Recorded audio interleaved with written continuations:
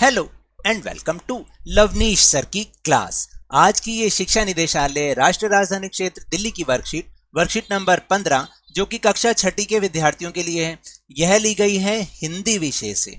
और आज हम इसमें फिर से एक बार पाठ बचपन को जारी रख रहे हैं। तो चलिए बिना समय गवाए शुरुआत करते हैं मेरे साथ और समझने की कोशिश करते हैं। प्यारे बच्चों, आज हम लेखिका कृष्णा सोबती द्वारा लिखा संस्मरण बचपन के अगले भाग को पढ़ने जा रहे हैं, जिसमें हम उनकी यानी लेखिका की खाने पीने की आदतों के बारे में जानेंगे। तो चलिए, तो देखिए जो ये पाठ है इसकी जो लेखिका है उनका नाम है श्रीमती कृष्णा सोबती, और आज वो अपनी बचपन की खाने पीने की आदतों के बारे में बता रही हैं। तो देखते हैं एक बार कि आखिर उनकी आदतें क्या थीं। याद रहे, उन दिनों कुछ घरों में ग्रामोफोन थे, रेडियो और टेलीविजन नहीं थे। ग्रामोफोन जानते हो क्या होता है? वो जो एक बहुत बड़ा सा काला काला जो गोल सा एक प्लेट टाइप होती है जिसमें वो रिकॉर्ड्स होते हैं। उसको जब आपने पुरानी फिल्मों में देखा होगा, उसको एक किसी एक गोल धारा जैसे थाली सी होती है उसके ऊपर लगाते हैं और फिर उसके ऊपर उसकी सुई रख देते हैं, तो उसमें से गाना बजता था और उसको चलाने के लिए कुछ उसका हैंडल भी घुमाना पड़ता था। ऐसे होते थे ग्रामोफोन। उस समय रेडियो टेलीविजन नहीं थे। हमारी बचपन की कुल्फी आइसक्रीम हो गई है, यानी जो बचपन में कुल्फी खाती थी समय के साथ साथ अब वो आइसक्रीम में बदल गई। कचौड़ी समोसा पैटीज में बदल गया है। कचौड़ी जो समोसा होता था आजकल लोग पैटीज खाते हैं। शहतूत और फालसे और खसखस के शरबत कोक पेप्सी में, यानी कि जो पहले शरबत लोग पीते थे आजकल तो कोल्ड ड्रिंक के नाम पर कोक पेप्सी पीते हैं। ठीक है, उन दिनों कोक नहीं लेमनेड विमटो मिलती थी। शिमला और नई दिल्ली में बड़े हुए बच्चों को वेंगर्स और डेविको रेस्तरां की चॉकलेट और पेस्ट्री मज़ा देने वाली होती। यानी कहने का मतलब है कि जो शहरों में बच्चे पलते थे उनको क्या होता था, उनको चॉकलेट और पेस्ट्री ज़्यादा मज़ा देने वाली होती थी। हम भाई बहनों की ड्यूटी लगती शिमला मॉल से ब्राउन ब्रेड लाने की। हमारा घर मॉल से ज़्यादा दूर नहीं था, एक छोटी सी चढ़ाई और गिरजा मैदान में पहुंच जाते। वहां से एक उतराई उतरते और मॉल पर कन्फेक्शनरी काउंटर पर तरह तरह की पेस्ट्री और चॉकलेट की खुशबू मन भावनी। हमें हफ्ते में एक बार चॉकलेट खरीदने की छूट थी। सबसे ज्यादा मेरे पास ही चॉकलेट टॉफी का स्टॉक रहता।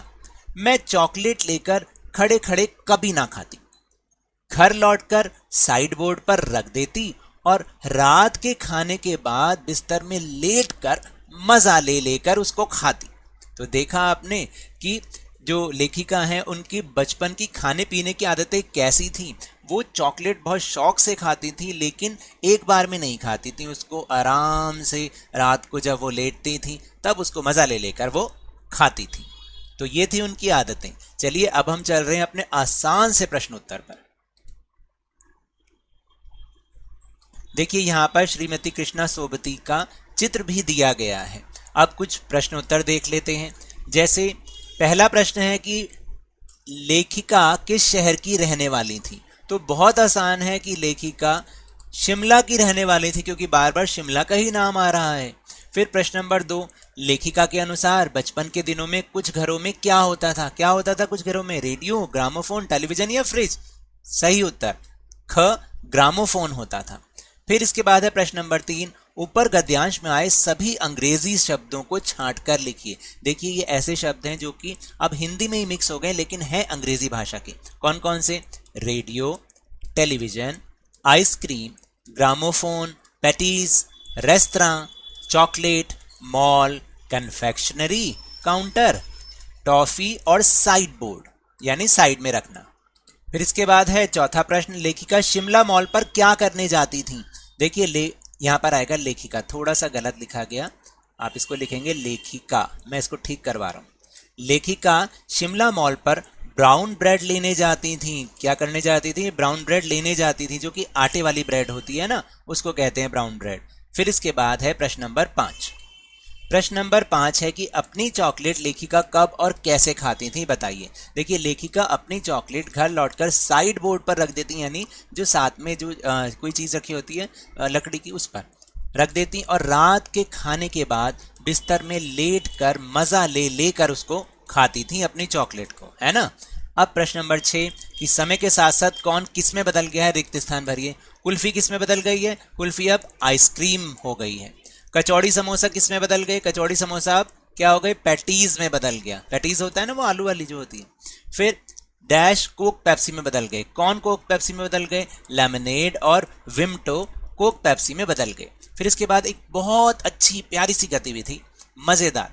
आपको कौन कौन सी चॉकलेट सबसे अधिक पसंद है, आप उन्हें कब कब और कैसे खाते हैं लिखिए। देखिए मुझे तो डेयरी मिल्क और 5 स्टार चॉकलेट बहुत पसंद है।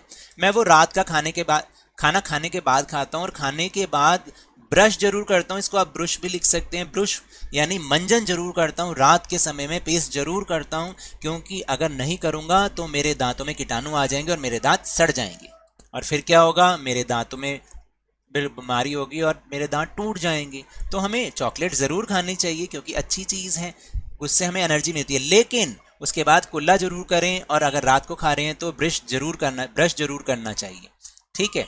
और इसके अलावा एक और ज़रूरी इन्फॉर्मेशन, हमने टेलीग्राम ऐप पर भी एक चैनल लवनीश सर की क्लास के नाम से खोला है, जिसका लिंक आपको डिस्क्रिप्शन बॉक्स में मिल जाए।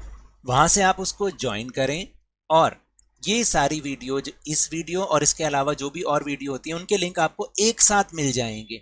तो आपको YouTube पे सर्च नहीं करना पड़ेगा और उन वीडियो पर टच करके उनको जाकर आप सीधा YouTube पर पहुंच जाएंगे। तो ये तो थी आज की वर्कशीट। अगर मेरे इस तरह समझाने से अब आपको समझ में आने लगा है तो इस चैनल और इस वीडियो को बहुत सारे लाइक देना, शेयर करना, सब्सक्राइब करना और जल्दी से जल्दी अपने ही इस चैनल लवनीश सर की क्लास के सब्सक्राइबर्स को 50K यानी 50,000 तक पहुंचा देना।